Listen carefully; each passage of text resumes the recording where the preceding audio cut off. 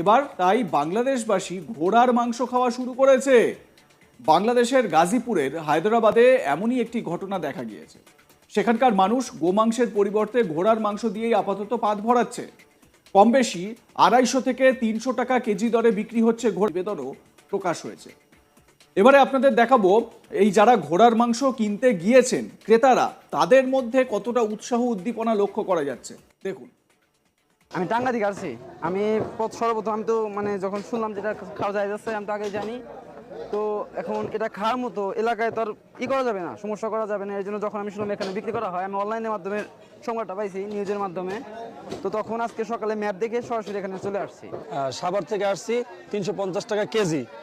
এবং জানার জন্য আপনার এক মুফতি সাহেবকে ফোন দিছি, উনি বসলে খাওয়ার ঠিকই জায়েজ আছে, কিন্তু মাখলুক আর কি। ফেসবুকের পেজে দেখছি, দেখে আসছি। এখানে আইসা টোকেন নিতে হয়, এখানে হলো 3 কেজি 1000 করে। ফেসবুকের মাধ্যমে সংবাদ পেয়েছি যে এখানে ঘোড়ার মাংস বিক্রি হচ্ছে, ঘোড়ার মাংস চর্বি নাই, দাম কম, এ কারণে আমরা নিতে আসছি। বিভিন্ন মতের আলেমরা ওনারা ঘোড়া খাওয়াকে হালাল বলছেন, এই কারণে মানুষ এই ঘোড়া খাওয়ার জন্য, ঘোড়া গোশত খাওয়ার জন্য এখানে আসছে। একবার খাইছি, তো আজকে যদি নেই ইনশাল্লাহ 3বার হবে। আর আজকে আমি ইনশাল্লাহ 15 থেকে 20 কেজি এটা নিব। ঘোড়ার মাংস যদি স্বাদ নিয়ে বলি তাহলে এটা আমার কাছে গরুর মতো লাগছে, কিন্তু গরুর থেকে একটু বেশি মজা লাগছে। আমাদের বাসায় যেটা রান্না হচ্ছে ওটাই বেশি মজা লাগছে। অন্যরা কিভাবে রান্না করে এটা আমি জানি না। কয় কেজি না পা? 3 কেজি। কত কেজি 3 কেজি? কেজি নিল 1000 টাকা। 1000 টাকা। আগে কম ছিল, আমি কম দেখে আসছি। আগে কি খাইছেন আপনি ঘোড়ার মাংস? কখনো খাইনি, এই ফার্স্ট।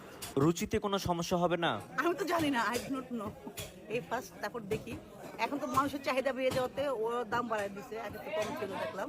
কোথা থেকে আসছেন আপনি? আমি আসছি মূলত ঢাকা থেকে, একটা সার্ভে কাজে আসছি, তো জরিপের কাজে। তখন দেখলাম যে এখানে আপনার এরকম ঘোড়ার মাংসের দাম বিক্রি করছে।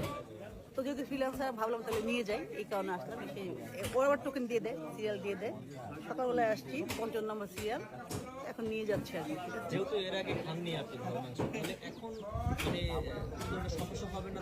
না না, আসলে হয়েছে কি, আমি নিজেও কনফিউজ, আই ওয়াজ কনফিউজ, আসলে আদৌটা খাওয়া যায় কিনা। তারপর যখন হাদিস দেখলাম, তারপর ইউটিউব দেখলাম, দেখার পর দেখলাম না, ওলামা ইকরামরা বলেছে এটা খাওয়া যাবে। আমার হুজুর পাক সাল্লাল্লাহু আলাইহি ওয়াসাল্লাম, আমাদের সাহাবারা খেয়েছে। তো কোনো এক সময় হয়তো আমার রাসূল মানা করেছে যে এটা খাওয়া যাবে না, তখন ঘোড়ার সংকট ছিল। তো যখন তাদের অবস্থা ভালো হয়ে গেছে, ডেভেলপ হয়ে গিয়েছে, তখন তারা খেয়েছে। এটা মাকরুহ, যেহেতু মাকরুহ তাহলে খাওয়া যায়, কারণ চিংড়ি মাছ খাওয়া মাকরুহ, কাঁকড়া খাওয়া মাকরুহ।